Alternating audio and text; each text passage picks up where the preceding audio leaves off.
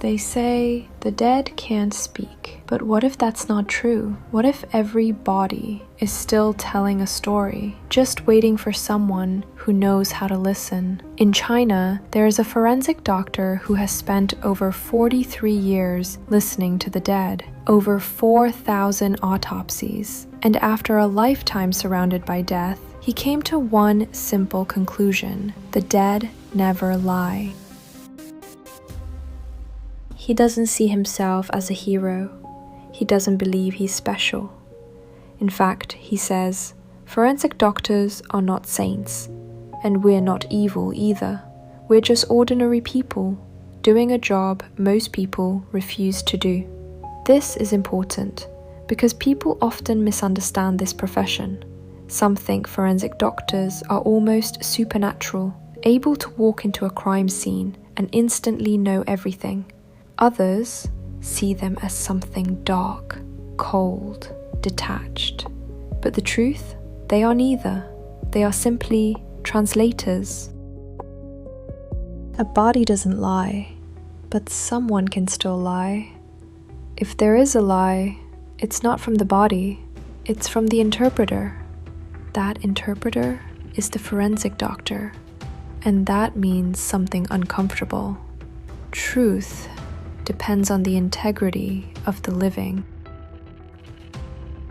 One morning, 6 a.m., a man is crying outside his home. My wife, she hanged herself. Police arrive. Like in many places, forensic doctors are the last to enter the scene. He stands at a door, just watching, and within seconds, something feels wrong. The body is hanging, but the story doesn't match. Here's what most people don't know. After death, the human body becomes rigid. This process, called rigor mortis, follows a predictable timeline. And depending on how a person dies, the body stiffens differently. If someone dies lying down, their joints lock in one position. If they die hanging, their body tells a different story. This woman, her body told the first story. She didn't die hanging. She was already dead before she was hung.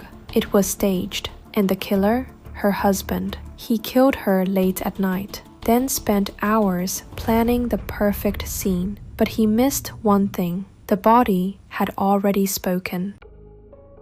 In recent years, Chinese forensic experts have seen a disturbing trend: high intelligence crimes. Not violence, not impulse, but calculation, poisons, microdosing, even using substances already inside the human body. For example, injecting potassium chloride, using insulin to trigger fatal hypoglycemia, but not all at once.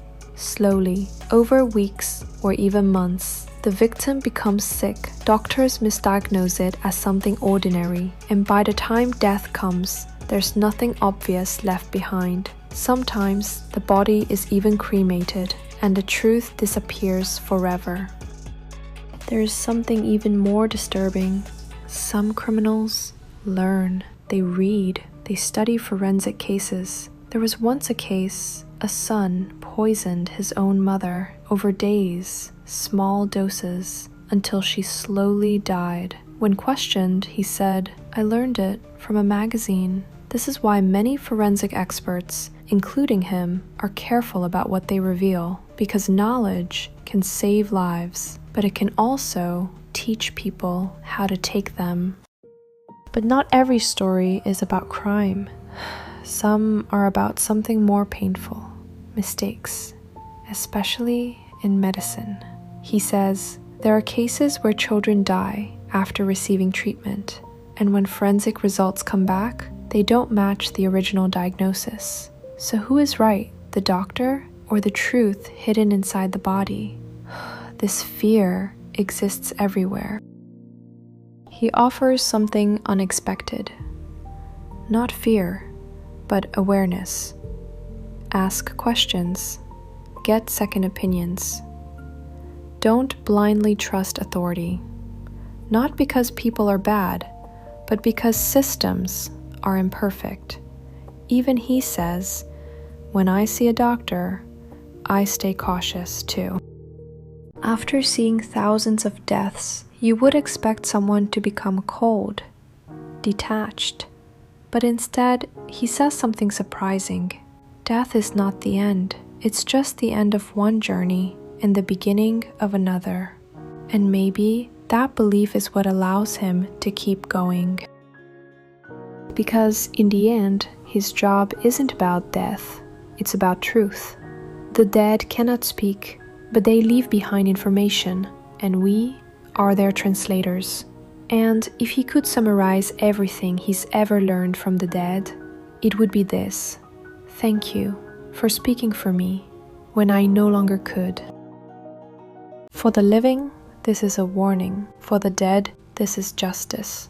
And for the rest of us, maybe it's a reminder that truth never stays silent forever.